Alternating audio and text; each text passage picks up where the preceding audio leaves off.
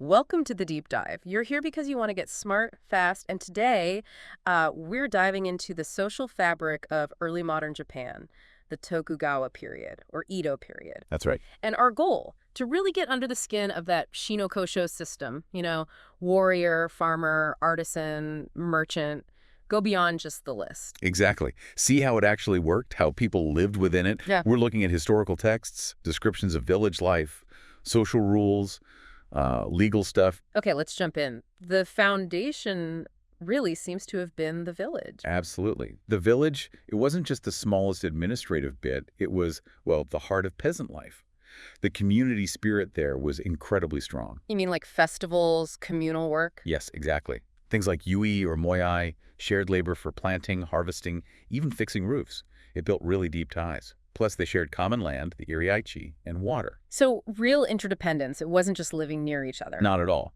And the authorities kind of tapped into this existing structure. Well, the local lord, the daimyo, would appoint village officials. You had the headman, the nanushi, and group leaders, kumigashira. Ah, right. And their job was to pass down orders from the lord, manage tax collection, keep registers, basically act as the link. So the system used these community structures for its own administration. Makes sense. What about those goningumi, the 5 household groups? Yes, that's another layer. On the one hand, mutual assistance helping each other out. But there was a catch. That's only a catch. Collective responsibility. If one household messed up, say, didn't pay taxes, or someone committed a crime, the whole group could be punished. Ouch. That could lead to mirahachibu, right? Village ostracism. Precisely. And that wasn't just social snubbing. It could mean being cut off from shared resources, from help. In that kind of close-knit community, it was devastating. Basically, made survival almost impossible. Wow. And even within the village, it wasn't all equal footing. No, definitely not. You had different levels. The Hanbai-Hakusho were the core landowners, the main taxpayer. Then you had Mizunomi-Baikusho, who were tenant farmers, landless. Right. And even below them, sometimes subordinate peasants called nago or hikan. So hierarchies within the hierarchy. And those Honbyakusho, the landowners, they were key for the shogunate. Absolutely critical. They paid the mainland tax, the Honnengu or Onto Mananari. That was the bedrock of the shogunate's financing. Were there other taxes? Oh, yes. There were miscellaneous taxes, kamananari, on things like using mountain land or, sideline businesses, and sometimes a labor tax, tsukegoyaku, especially near official post stations. Sounds like a heavy burden, particularly for smaller farmers. It certainly could be, which is why the shogunate actually tried to keep these landowning peasants stable. They didn't want farms getting too small. Is that why they banned selling farmland permanently in 1643 and restricted dividing land later on? Exactly. They were trying to prevent fragmentation, keep the tax base solid. They even regulated what peasants could wear, eat, the kind of houses they could build. Really detailed control. Very detailed. There's this example, the Tanzen no Furigaki, Wow. regulations about selling charcoal. Uh-huh. And what's interesting is people used to think it was a direct shogunate order, but maybe not. Oh. Yeah, recent thinking suggests it might have started more locally, like in the Koshu domain, maybe as advice for richer farmers. The Hyukusho Meimoshi no Koto, and then have sort of spread, got adapted elsewhere, like in Iwamura domain much later. So maybe not always top-down decree, but sometimes rules evolving and spreading sideways. Kind of looks that way. It adds a bit of nuance to the picture of total central control. Okay, so that's the village level. Let's zoom out to the big picture, the Shi-no-Ko-Sho. Warrior, farmer, artisan, merchant. Right. This four-class system was really central to how the Tokugawa shogunate organized society and, well, cemented its own power. And the samurai are clearly at the top. Their privileges really stand out. No question. Highest status. They could have surnames, carry 2 swords. Yeah. That was a big visual marker. And the Kiri-suit gomen. Yes, the right to strike down a commoner for perceived disrespect. A pretty chilling power. Even if maybe not used constantly, it shaped interactions. Definitely sends a message. Okay, then farmers, no. Second tier officially, but crucial. Hugely crucial. As we said, the taxpayers. Their stability was paramount for the regime's finances, hence all those rules about their lives. Then artisans and merchants, usually grouped together as chonin in the cities. The official hierarchy puts them below farmers. But reality on the ground, especially in cities, was maybe a bit different. They often had, well, looser controls on their daily lives compared to the peasants. So that neat ladder starts to look a bit shaky. It does. Think about city life. We get glimpses from things like Shikite Samba's Ukiyo-doko, describing life in these crowded urban back alleys, the Yoranagaya. Right. You get all sorts of craftspeople, shopkeepers, laborers living cheek by jowl. And merchants, especially wealthy ones, gain considerable economic clout, even if their official status was lower. So practical influence versus official rank? Exactly, there's a tension there. And actually, the whole Shi-no-Ko-Sho idea itself, it has roots in ancient China. But a Confucian scholar, Nakatoju, introduced it to Japan more as a division between rulers, the Shi, and the ruled everyone else. Ah, so not necessarily a strict 1, 2, 3, 4 hierarchy between farmers, artisans, and merchants from the start. Maybe not inherent. And often, townspeople, artisans, and merchants were seen as somewhat separate from, and sometimes even, practically above, the peasants out in the villages. There wasn't a strict dividing line you couldn't cross. Interesting. And how does the Bakuhan system fit in, the shogun and the daimyo lords? Well, that's the political framework. The Tokugawa shogun in Edo held ultimate authority, but the daimyo lords ruled their own domains, their han. Like federal versus state. Sort of, yeah. The shogun controlled the daimyo, kept them in line, but the daimyo had a lot of autonomy within their own territories. They were the ones directly controlling and, frankly, exploiting the peasants and townspeople in their domains. So layers of control. Shogun over daimyo, daimyo over commoners. Pretty much. And again, emphasizing that peasants and townspeople weren't rigidly separated categories in practice. Okay. But there were groups outside this main structure, weren't there? Below the show. Yes, very much so.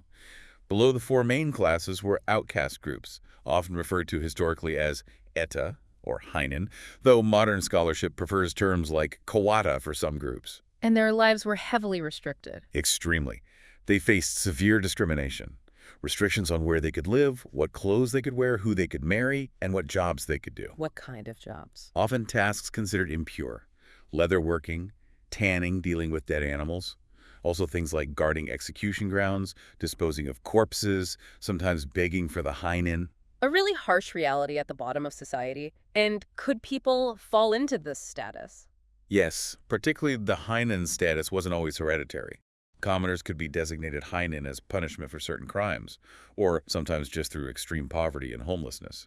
So despite the system aiming for immutability, There was some fluidity, though often downwards, into these outcast groups. The authorities, both the shogunate and the domains, were constantly trying to reinforce these divisions, keep everyone in their place. right, it paints a complex picture. Okay, let's shift focus slightly to another fundamental unit. The household. The I. The I. Absolutely central. In many ways, it was the basic unit of society, even more fundamental than the individual in some respects. And very hierarchical within the household itself. Oh, definitely. Strong authority rested with the male head of the household. Patriarchy was deeply embedded. And the eldest son, the Kotoku, was the heir. Yes, inheritance typically passed to the eldest son. It was all about ensuring the continuity of the family line, the I, across generations. Which framed the whole purpose of marriage, didn't it? Primarily, yes. Yeah. Marriage wasn't really about romance. It was about producing an heir to continue the family line and contribute to the household's prosperity. And this meant women had a pretty low status within the family structure. Generally, yes. Male dominance was the norm. There's that stark saying, "Hara wa karamono," the womb is merely borrowed. Wow. That says a lot. It really does. It highlights how a wife's primary value was seen in her ability to bear children, specifically a male heir, for her husband's family. And what about divorce? Ribetsu, sorry. Sounds like it was easier for men. Much easier. Typically, the husband could initiate divorce relatively easily by issuing a divorce paper. These were often called mikudarian, Why that name? because they were famously short, often written in just 3.5 lines. Seems very dismissive. It can seem that way, but there's been some reevaluation recently. Oh, how so? Well, while getting divorced was clearly disadvantageous for women, the mikudarian itself, that piece of paper, actually served as proof of the divorce. And crucially, it allowed the woman to legally remarry. Ah, so it wasn't just a get-out note, it was a necessary document for her future. Kind of. It formalized the split and freed her to potentially join another household through marriage. But initiating divorce herself was incredibly difficult. Were there any options for women who wanted out? Very few. The main, quite exceptional route was fleeing to specific temples known as enkiridera, literally divorce temples. Like Tokeiji and Kamakura. Exactly. Tokeiji, Amantakuji, and Kazuke are the most famous.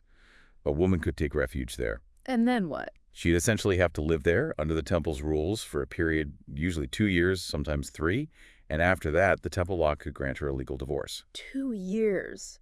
That's a huge commitment, a real last resort. Absolutely. Yeah. It shows how tracked many women could be in unhappy or abusive marriages. And this process, the mikudarian or the temples, this was for commoners mainly. Samurai were different. Yes, Yeah. completely different for samurai families. Yeah. Divorce wasn't handled with a simple note. It involved discussions, negotiations between the families involved. For more formal, behind the scenes. Kind of. And it required notification to the relevant authorities, the shogunate or the domain office. No mikudarian needed there. It reflected their different social standing and the political implications of their alliances. Okay, so wrapping this all up, we've seen the village as this tight-knit base, both communal and controlled. Right, with its own internal layers. Then the Shi-Nō-Kō-Shō system, which was maybe less a rigid ladder and more a framework with, well, fuzzy lines, especially in the cities. And with that stark reality of the outcast groups existing beneath it all. And underpinning everything, the household, with its strong patriarchal structure and the very different experiences of men and women within it, especially around marriage and divorce. It's this intricate web, isn't it? Village community, social status, family structure, all interwoven and enforced by the political power of the shogunate and daimyo. It really paints a picture of a society striving for order and stability above all else. The details, like the Godingumi or the divorce temples, show the pressures and sometimes the escape valves within that system.